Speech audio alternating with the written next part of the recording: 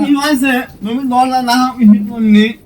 আমি যে কাগজ ছাড়বে এলাম আমার খাওয়ালের দরকার কাগজ ছাড়া লাগবে তুমি কাগজ ছাড়বে রাইছো তুমি কি আবহাওয়া দেখতে যাও না কেমন আবহাওয়া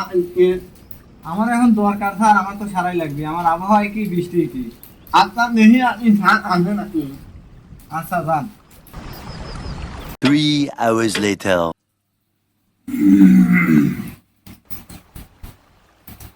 কি হয়েছে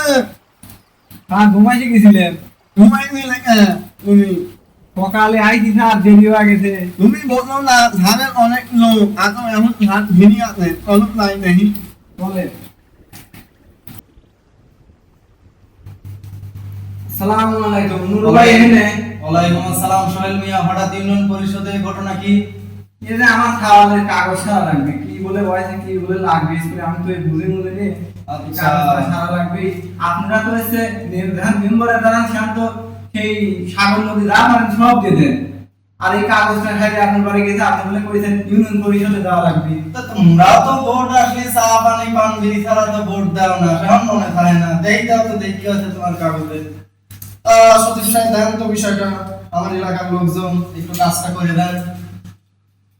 আচ্ছা ঠিক আছে বসো দিই আচ্ছা তুমি এখানে বসো সতীশ সাহেবের সাথে কথা কও উনি কাজটা ঠিক করে দেবেন শোনো সোহেল বিষয় হলো কি যে তোমার তো এই দুটো কাগজে হবে না তোমার ছেলের বয়স বেশি তোমার টিকা কার্ড লাগবে তারপরে তোমার সদর হাসপাতালে যায়া তোমার ডাক্তারি সার্টিফিকেট লাগবে বয়সের একটা সার্টিফিকেট দিবি হ্যাঁ ডাক্তারি সার্টিফিকেট দিবি সেই সার্টিফিকেট নিয়ে তারপরে তুমি আসবে তারপরে দাও কম্পিউটার বন্ধ সার্ভার নাই ঠিক আছে আমরা খুবই যন্ত্রণার মধ্যে রয়েছি কথা হলো কি এই কাগজগুলো জোগাড় করে তারপরে তুমি আসে হ্যাঁ আচ্ছা ঠিক আছে যাও আমি এখন কি বিপদে পড়ে আমার হাসপাতাল আমি কি সব বুঝি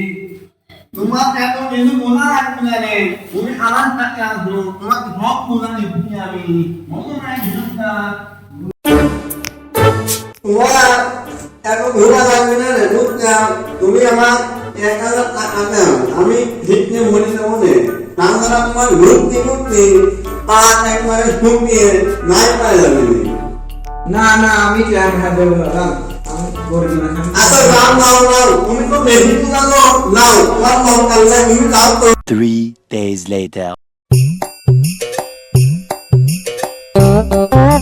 কি আমার ফাইন নাও তুমি না ভাই কাগজ মানুষ ঠিক করে পাইনি তুমি তো বেশি পুরানো এই জন্য তোমার এই অবস্থা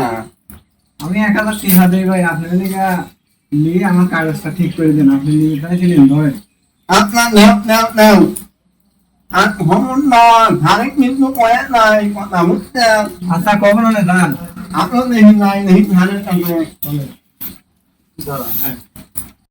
সোহেল কি অবস্থা আর আপনি হাসপাতালে কইছিলেন আমার এক পা আমাদের জমি ছিল আচ্ছা এই জমি ধুয়ে হাসপাতালে গেছিলেন তারপরে কি হলো সোহেল তার 10000 টাকা তেই দিয়েছে 10,000 টাকা 10000 টাকা তেই দিয়েছে ওই টাকাই হয় নাই ফিরে আসি একজনে হ্যাঁ ফিরে আসি একজনে 1000 টাকা দিয়ে করে দিছি দেখেন ওই কাগজ নিয়ে আচ্ছা আচ্ছা আচ্ছা ও আচ্ছা আচ্ছা পড়ছাল তো আচ্ছা ঠিক আছে দেই অন্য জিনিস ঠিক আছে নাকি নাম হচ্ছে মোহাম্মদ আবু রায়হান স্যার আচ্ছা আচ্ছা কিন্তু কথা হইলে সোহেল এখানে একটু ভেজাল আছে এগুলো ঠিক করা কিভাবে কি করব নে এই যে তোমার ছেলের নাম মোহাম্মদের পরে একটা স্পেস হয় যে ফাঁকা একটু বেশি হয়ে গেছে হ্যাঁ এই বেশি ফাঁকার জন্য করে তো এখানে তো এত টাকা ছাড়া এগুলো ঠিক করবি না রে কি করা যায় এইটুকুনি ফাঁকা থাকলে ঠিক করা যায় তাই মোহাম্মদের পরে স্পেসটা একটু বেশি হয়ে গেছে হ্যাঁ তুমি তো এগুলি বুঝবে না নে এর জন্য তো 1000 টাকার নিচে ওরা ধরবি না নে বুঝতে পারছিস আবার এই যে মোহাম্মদ আবু রায়হান শাহ নাম তো তোমার সাইড দিয়ে 1000 নাম তুমি তো এত কিছু বোঝো না সাইড নাম তো এতগুলো নাম আমি লিবিনি কিনা সাইড নাম ঠিক করে বললে আরো 500 টাকা লাগবে শুধু তাই না বয়স ঠিক করা নয় বয়স ঠিক করতে পরে তোমার 200 টাকার এটা আবেদন করলে পরে হয় না কিন্তু কথা হলো যে নামটা বলে ঠিক করা লাগবে, এ তো বহু ঝামেলা। সোহেল, তোমরা গরিব মানুষ, কি করা যায় কত? না এগুলো তো ঠিক করা। আচ্ছা আমি চেষ্টা করে দেখি। হ্যাঁ জি স্যার। এই যে তারপরে দাও সাদের আকারটা ফুল দেয় হাফ